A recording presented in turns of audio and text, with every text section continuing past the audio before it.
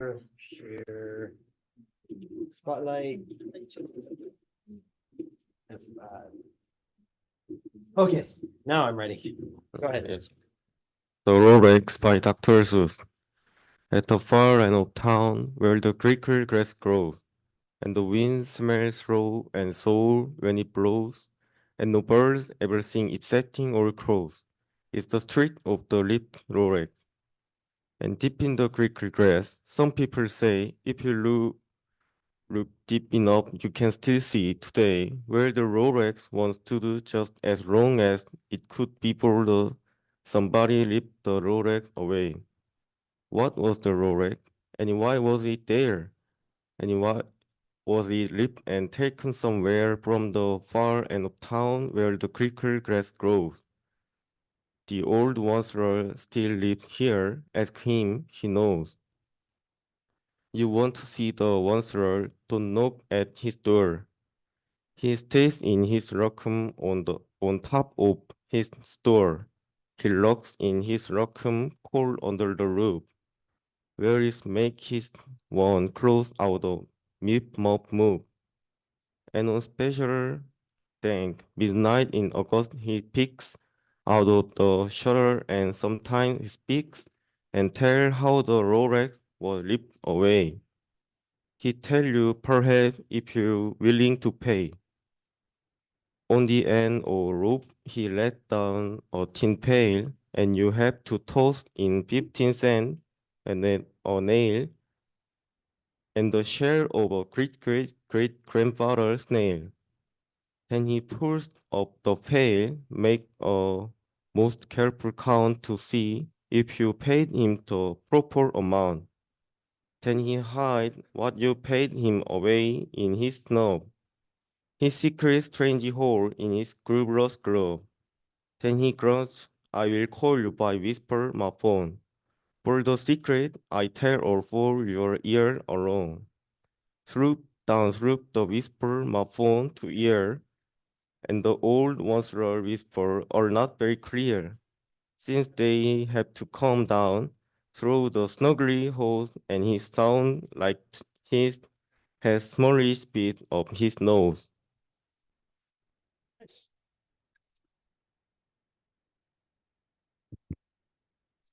Just on the back. Just Yes, right there. yes.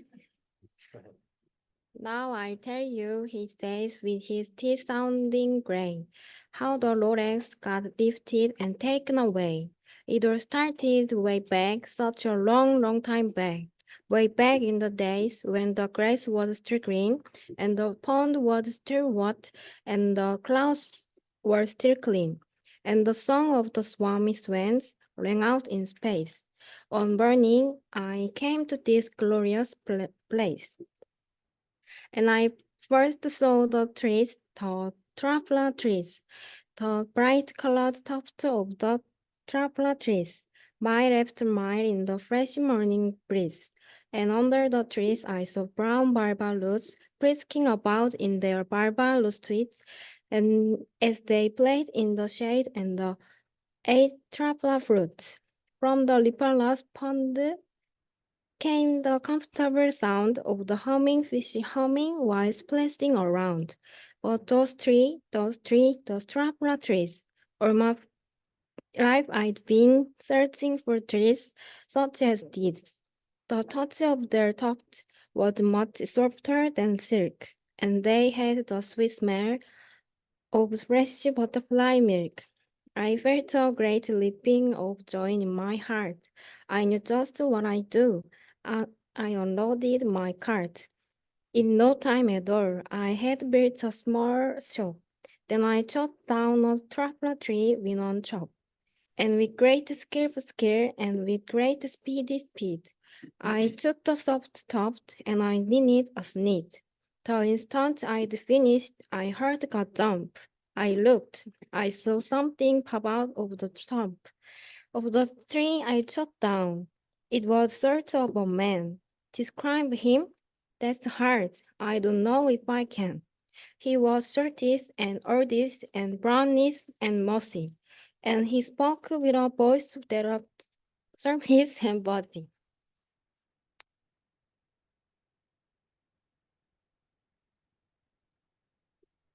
Mister, he said with a sadistic sneeze, I am the Lorax. I speak for the trees. I speak for the trees have no tongues. And I'm asking you, sir, at the top of my lungs. He was very upset as he shouted and tuffed. What that thing you've made out of my truffle tuffet? Look, Lorax, I said. There's no cause for alarm. I chopped just one tree. I am doing no harm. I'm being quite useful. This thing is a sneeze. A sneeze finds something that all people need. It's a shirt, it's a socks, it's a glove, it's a hat. But it has other use. Yes, far beyond that. You can use it for carpet, for pillows, for sheets, or curtains, or cover for bicycle seats. The Lorax said, Sir, you're crazy with greed. This is no one else who would buy that old sneeze. But the very next minute, I probably he was wrong. For just at the minute, a chap came along, and he thought that the sneeze I had knitted was great. He happily bought it for $3.98. I left at the Lorax. You poor stupid guy. You never can tell what some people will buy. I repeat, cried the Lorax. I speak for the trees. I'm busy, I told him. Shut up, if you please. I rushed across the room, and in no time at all, built a radio phone. I put in a quick call. I called all my brothers and uncles and aunts, and I said, Listen here, here's a wonderful chance for the whole Onslaught family to get mighty rich. Get over here fast. Take the road to North Niche. Turn left at Wahokan. Sharp right at South Stitch.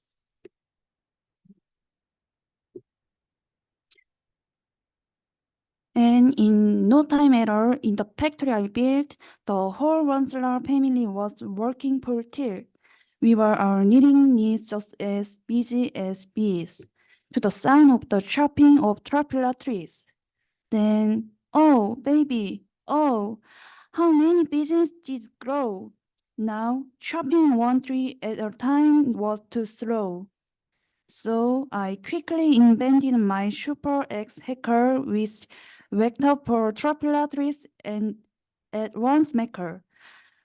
We were making needs 4 times as fast as before, and at Lorax, he didn't show up anymore.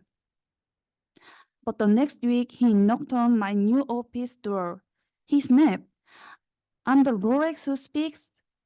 For the trees which you seem to be chopping as fast as you please. But I'm also in charge of the brown baba roots who played in the shade in their baba root suits and happily lived eating truffula fruit. Now, thanks to your hacking my trees to the ground, there's not enough truffula fruit to go round, and my poor baba roots are all getting the crummies because they have gas and no food in their tummies. They love living here, but I can't let them stay. They will have to find food, and I hope that they may. Good luck, boys, he cried, and he sent them away. I, the Onslaught, felt sad as I watched them all go. But business is business, and business must grow regardless of crumbs in tummies, you know.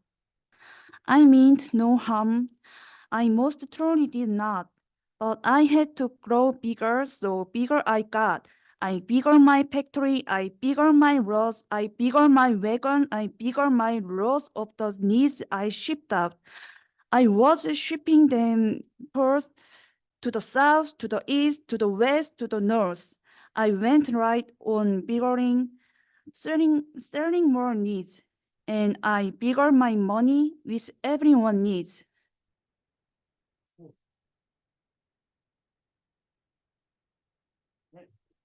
Then again he came back. I was fixing some pie when that old nuisance Lorax came back with more gripes. I'm the Lorax, he coughed and he whipped, he sneezed and he snuffed, he snuggled, he snipped. One slow, he cried with a coffee clock. One slow, you're making such smuggler smoke. My first song is once, why that can sing a note. No one can sing who has smoke in his throat. And so say the Lorax, please pardon my coat.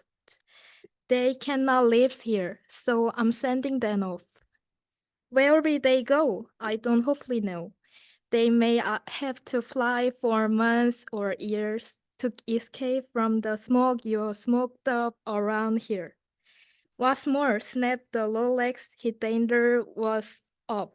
Let me say a few words about Gloffy the Glove. You're machinery chung on day and night without stop. Making glove and glove are so sloppy this love. And what do you do with this leftover gold? I will show you your dirty on the one slow man you. You're gloving the pond where the humming fish hummed. No more can they hum for their gills are gone. So I'm sending them off. Oh, they are future in theory, they are work on their fins and get woefully weary in search of some water that isn't so shimmery. And then I got mad. I got terribly mad. I yelled at the Lorax, now listen here, Dad. All you do is yap yap and say bad, bad, bad, bad. Well, I have my lies, sir, and I'm telling you, I intend to go on doing just what I do. And for your information, your Lorax, I'm biggering and biggering and biggering and biggering and biggering, turning more trophilatry into need which everyone need. Okay. And at that very moment, we heard a loud whack. From outside in the field came a sickening smack of an axe on a tree. Then we heard the tree fall. They were lost truffula, three of them all. No more trees, no more need, no more work to be done. So in no time, my uncle and aunt, everyone, all waved me goodbye. They jumped into my car and drove away under the smoke smuggled stars.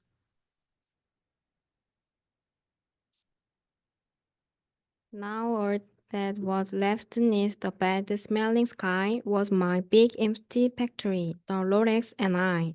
The Lorax said nothing, just gave me a glance, just gave me a very sad backyard glance, as he lifted himself by the seat of his pants. And I'll never forget the grim look on his face when he hoisted himself and took leave of this place through a hole in the smoke without leaving a trace.